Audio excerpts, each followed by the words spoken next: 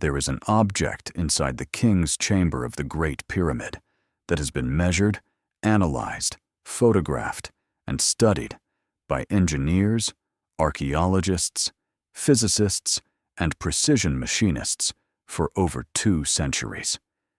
Every time someone with the right equipment looks at it carefully enough, they find the same thing. It should not exist, not because of what it is, but because of how it was made. The granite box in the king's chamber, the object that conventional archaeology calls a sarcophagus, is carved from a single piece of Aswan granite. It is approximately 2.5 meters long, 1 meter wide, and 1 meter deep. Its walls are roughly 15 centimeters thick on the sides and roughly 18 centimeters thick at the base. And it was machined, there is no other word for it, to tolerances that the civilization that supposedly built it had no known tools to achieve. This is not a fringe claim. This is the conclusion of precision engineers who have measured the box with instruments capable of detecting variations of a fraction of a millimeter. The interior corners of the box are cut to right angles, so precise that a machinist's square placed against them shows no light leaking through the gap. The interior surfaces are flat to within tolerances that, in modern manufacturing, would be achieved with diamond-tipped cutting tools and computer-controlled milling machines. The ancient Egyptians, according to conventional archaeology, had copper tools, stone abrasives, and human labor. Copper is softer than granite. You cannot cut granite with copper to tolerances of a fraction of a millimeter. You cannot produce right angles of this precision by hand, with any tool, with any abrasive, by any method that conventional archaeology attributes to the Old Kingdom period. And yet the box exists. It has been sitting in the king's chamber for 4,500 years. The question is not whether it was made to this precision. The question is how. And the question underneath that, the question that the precision raises but cannot answer by itself, is why. Christopher Dunn spent 30 years as a precision engineer in the aerospace and manufacturing industries before he turned his professional attention to the granite box in the king's chamber. He was not approaching it as a mystic or an alternative historian. He was approaching it as a machinist, someone who had spent his career working with high-tolerance components and understood, from direct professional experience, what was required to achieve specific levels of precision. What he found when he measured the box and published in his 1998 book, The Giza Power Plant, was a level of precision that he described as consistent with modern industrial machining. The interior corners were cut to right angles within a tolerance of less than 0.02 of an inch. The interior surfaces were flat to within similar tolerances. The exterior dimensions were consistent with a degree of dimensional accuracy that, in a modern manufacturing context, would require computer numerical control equipment or equivalent precision tooling. Dunn was not the first person to notice this. Sir Flinders Petrie, the father of modern Egyptology, one of the most rigorous and respected archaeological surveyors of the 19th century, measured the granite box in the 1880s and noted dimensions and tolerances that he described as extraordinary. Petrie was a meticulous measurer who trusted numbers over narrative, and his numbers, published in his 1883 book, The Pyramids and Temples of Giza, show the same precision that Dunn would document a century later with more advanced equipment. Petrie's response to his own findings was careful and honest. He said the precision was remarkable, and that he could not fully account for it with the tools then attributed to ancient Egypt. The Egyptological establishment's response was to absorb the data and move on, to acknowledge the precision as extraordinary without changing the fundamental narrative of who built the box and how. That response has not changed in over 100 years. The box is still there. The precision is still there. And the explanation for how it was achieved is still absent. Here is what we know about how the ancient Egyptians cut hard stone, based on the tools and techniques that have actually been found archaeologically. They used copper chisels and saws. Copper is a relatively soft metal, rated at about 3 on the Mohs hardness scale. Granite is rated between 6 and 7. You can scratch granite with copper, eventually. But you cannot use copper to achieve the kind of clean, flat, precise cuts that the interior of the granite box displays.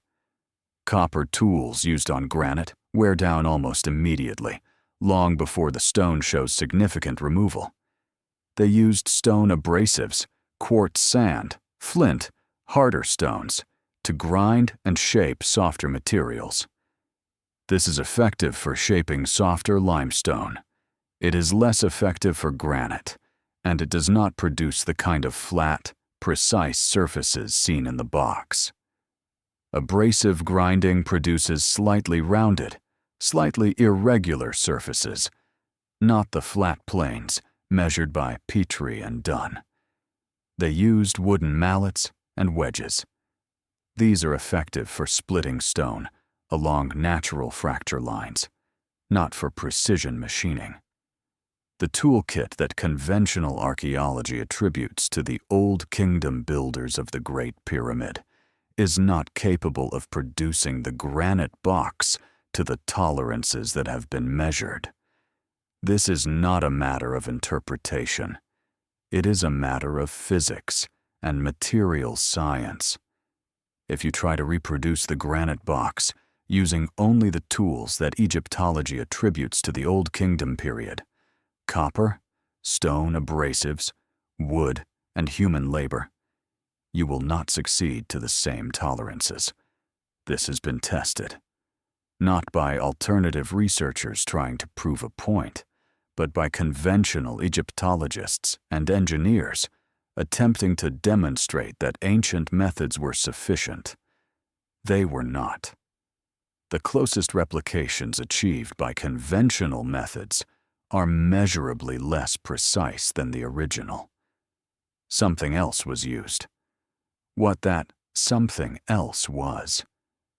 What tool or technique or technology produced interior right angles to within 0.02 of an inch in a 4,500-year-old granite box is a question that mainstream archaeology has not answered, has not, in many cases, seriously attempted to answer, because answering it would require acknowledging that the civilization that produced the box had capabilities that the standard model of Old Kingdom Egypt does not account for.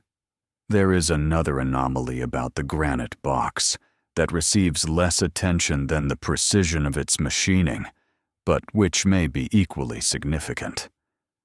The box is too big to have been brought into the king's chamber through any known passage.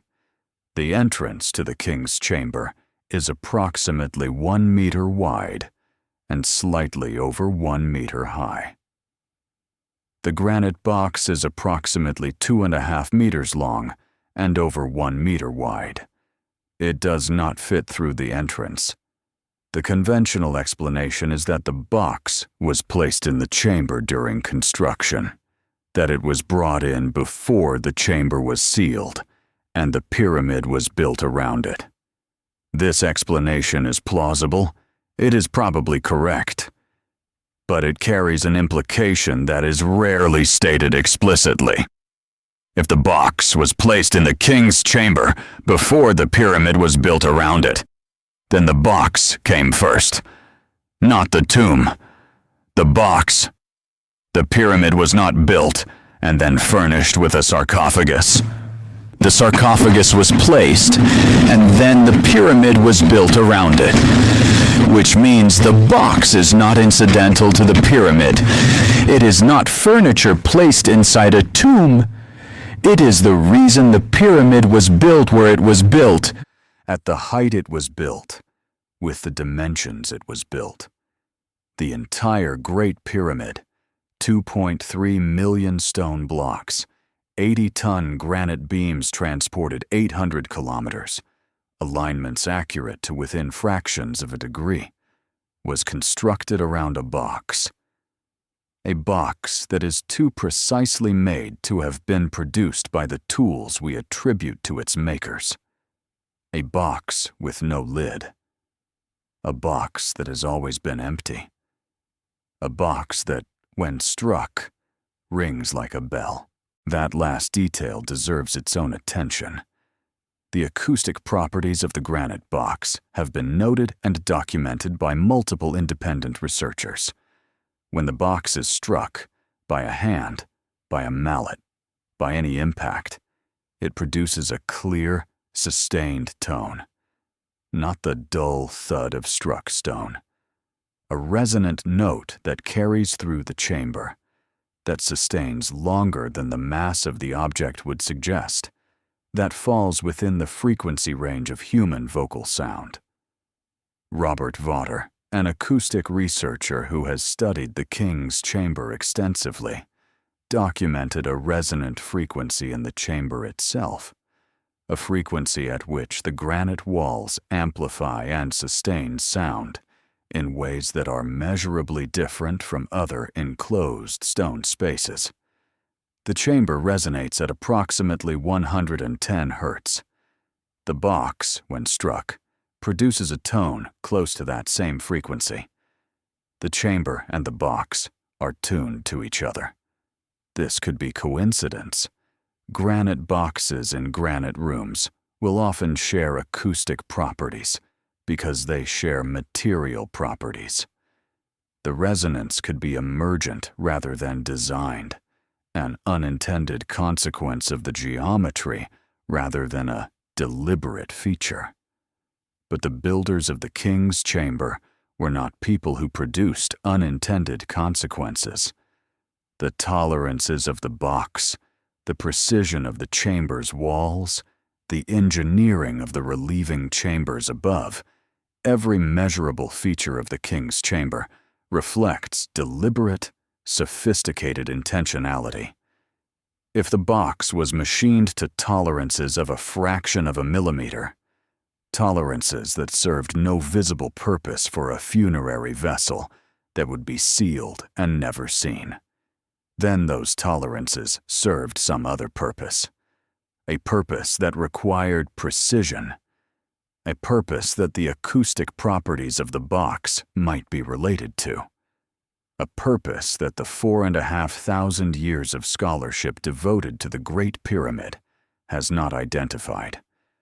Let us follow the evidence to its logical conclusion. The granite box was machined to tolerances that the tools of Old Kingdom Egypt cannot explain. It was placed in the chamber before the pyramid was built around it, making it the structural anchor around which the entire monument was organized. It has no lid, was never fitted for one, and shows no sign of ever having contained a human body. It resonates acoustically in a way that is consistent with the chamber around it. It is made from Aswan granite, the hardest stone available in ancient Egypt, quarried 800 kilometers from Giza, when local limestone would have been entirely adequate for a simple funerary box. Every one of these features points in the same direction. The box was not built to contain something. It was built to do something. What that something is, what function a precisely machined granite resonator, placed at the exact center of the world's largest and most precisely aligned monument, was designed to perform, is the question that conventional archaeology has largely declined to ask. Christopher Dunn's answer was that the box was part of an energy-generating system, that the entire Great Pyramid was designed as a kind of machine, using the acoustic and electromagnetic properties of granite and the geometry of its internal passages to convert the Earth's natural vibrations into usable energy. His theory is detailed, technically sophisticated, and entirely outside the mainstream archaeological consensus. Other researchers have proposed that the box was used for initiation rituals, that candidates for some form of ancient mystery school lay inside the box and experienced altered states of consciousness induced by its acoustic properties. The chamber's resonance in this reading was not incidental, but central to the box's purpose. Still others have proposed that the box once contained the Ark of the Covenant, that the Great Pyramid, not the temple in Jerusalem, was the original housing of the sacred chest, and that the Ark was removed before the pyramid was sealed. None of these explanations has been proven, but all of them are more consistent with the physical evidence than the explanation that has been officially accepted for over a century. The box is a sarcophagus. The chamber is a tomb. Everything was stolen by grave robbers, except the plugs were intact, except there are no inscriptions, except the box has no lid and no body and tolerances that copper tools cannot achieve, except the pyramid was built around the box, not the other way around. The official explanation requires us to ignore what the evidence says. The alternatives require us to accept that the civilization that built the Great Pyramid was more sophisticated than the standard model allows. One of these is harder to accept than the other, but only one of them is consistent with what the box actually shows us when we measure it carefully enough. The granite box sits in the king's chamber today, as it has sat for 4,500 years. Millions of people have entered that chamber. Millions of hands have rested on its rim. Millions of voices have spoken inside its walls and heard the stone speak back. Almost none of them have been told the full story of what they are touching, that the box was machined to tolerances that its makers supposedly could not achieve, that the pyramid was built around it, that it has no lid, no body, no name, and no satisfactory explanation, that when you strike it, it rings, that the chamber it sits in amplifies that ring, that the greatest engineers in human history, whoever they were, whatever civilization produced them, however long ago they worked, built the largest structure on Earth as a housing for a box, whose purpose we still do not understand. The box is still there. The ring is still there when you strike it.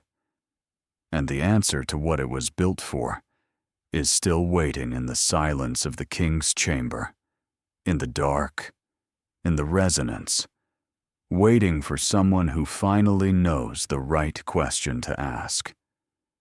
There is a specific calculation that precision engineers have made about the granite box that rarely appears in popular accounts of the Great Pyramid, but which may be the single most significant number in the entire mystery.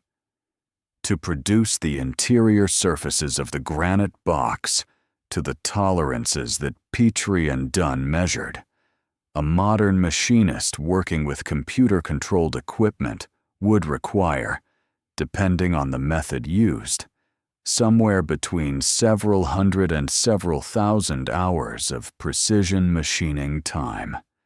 That estimate assumes the availability of diamond-tipped cutting tools, computer numerical control systems, and precision measurement instruments, accurate to fractions of a millimeter. Without those tools, the tolerances cannot be achieved. Not slowly. Not with more workers. Not with more time. The physics of the materials simply does not permit it. Copper on granite, no matter how much time you invest, does not produce surfaces flat to within 0.02 of an inch. It produces surfaces that are approximately flat, visibly worked, slightly irregular in ways that precision measurement reveals immediately. The granite box is not approximately flat, it is precisely flat. To a standard that requires tools we do not credit the Old Kingdom Egyptians with possessing. There are 3 possible explanations for this, and only 3. The first, the conventional dating of the box is wrong, and it was made much more recently, by a civilization that possessed adequate tools, and placed in the pyramid by people who had access to the king's chamber after its original construction.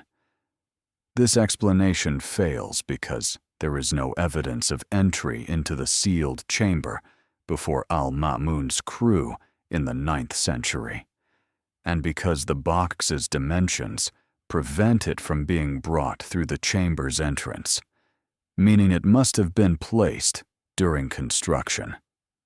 The second, the ancient Egyptians possessed tools and techniques for working granite that have not survived in the archaeological record and have not been identified.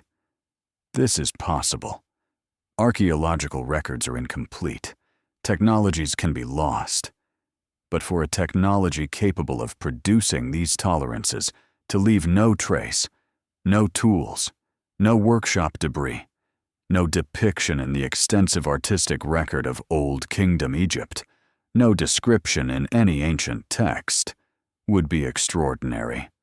The third, the box was made by a civilization that predates the Old Kingdom, that the pyramid was built not by Khufu's engineers, but by people who came before, whose tools and techniques were at a level of sophistication that we have not yet recognized or accepted. This third explanation is the one that mainstream archaeology will not consider. But it is the one that the evidence points toward most directly. One more detail. The Aswan granite used in the king's chamber and in the granite box contains significant quantities of quartz, crystal, and feldspar. These are piezoelectric materials. When compressed or vibrated, piezoelectric materials generate an electric charge. The king's chamber, built from piezoelectric granite, sitting at the end of a long ascending passage that could act as a waveguide for acoustic energy, containing a precisely machined granite box that resonates at frequencies consistent with the chamber's natural resonant frequency, is an arrangement that, if it were designed today by engineers who wanted to convert acoustic energy into electrical output, would look very much like what the king's chamber looks like. This does not prove that the king's chamber was a power generator. It does not prove that the granite box was a transducer. It does not prove that the Great Pyramid was a machine rather than a tomb. But it is consistent with those hypotheses in a way that the conventional explanation, tomb, sarcophagus, grave robbery, is not consistent with the evidence. The piezoelectric properties of the granite are real. The resonant properties of the chamber are real.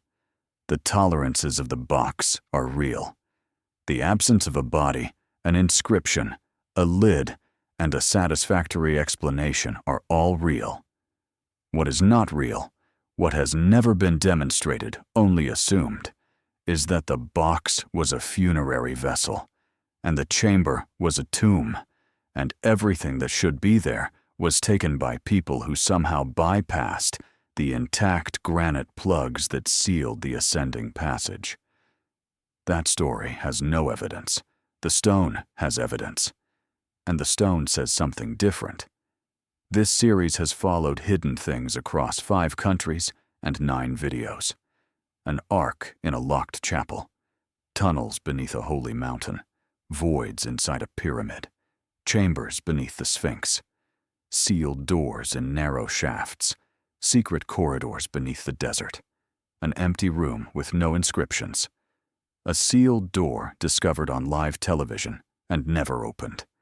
And now, a box, a precisely made, acoustically resonant, geometrically extraordinary box, placed at the center of the largest structure ever built, in a chamber with no name on its walls and no body on its floor, machined to tolerances that the civilization attributed to its construction could not have achieved. The box is the center of everything, not because it contains something hidden, but because it is, itself, the evidence. The evidence that whatever civilization built the Great Pyramid was not the civilization that conventional history describes. The evidence that the standard model of ancient Egypt, copper tools, ramps, slave labor, a pharaoh who wanted an impressive tomb, is insufficient to explain what is sitting in the king's chamber. The evidence, most of all, that we have been asking the wrong question. Not what is inside the box, but what the box was made to do. And why the answer to that question, sitting in plain sight, measurable with instruments, audible when you strike the stone and hear it ring, has been sitting in an empty room at the center of the world's most famous monument for 4,500 years, waiting for someone to finally listen.